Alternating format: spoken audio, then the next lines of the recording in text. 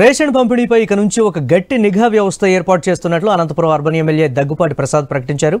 అనంతపురంలోని పలు ప్రాంతాల్లో పాత పద్ధతిలో రేషన్ పంపిణీని ఎమ్మెల్యే ప్రారంభించారు. కొందరు వృద్ధులకు నేరుగా ఇంటి వద్దకు వెళ్లి ఎమ్మెల్యే రేషన్ అందించారు. వైసీపీ పాలనలో రాష్ట్రంలో అన్ని వ్యవస్థలు దెబ్బతిన్నాయని, ఇందులో రేషన్ పంపిణీ కూడా అస్తవ్యస్తంగా మారిందన్నారు.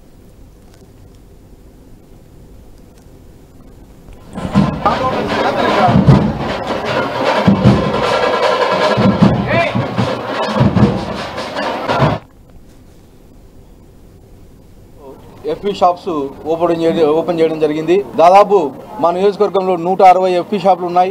72,000 పైచీలకు కార్డులు ఉన్నాయి. దాదాపు 2,25,000 మంది లబ్ధిదారులు ఉన్నారు. ముఖ్యంగా గతంలో మీరు చూశారు, ఈ 160 షాపులు కేవలం 39 వెహికల్స్ మాత్రమే ఉండేటివి. అంటే ఒక్కొక్క వెహికల్ దాదాపు 4 షాపులకి రెస్పాన్సిబిలిటీ ఉండేది.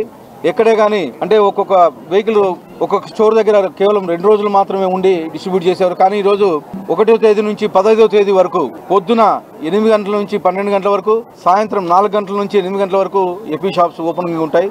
అలాగే 65 ఏళ్ళు పైచీలకు ఉన్న వాళ్ళకి, అలాగే ఫిజికల్ హ్యాండిక్యాప్డ్ వాళ్ళకి మా స్టోర్ డీలర్లు వెళ్ళి ఇంటికి సరఫరా చేయడం జరుగుతుందని చెప్పి తెలియజేసుకున్నాం.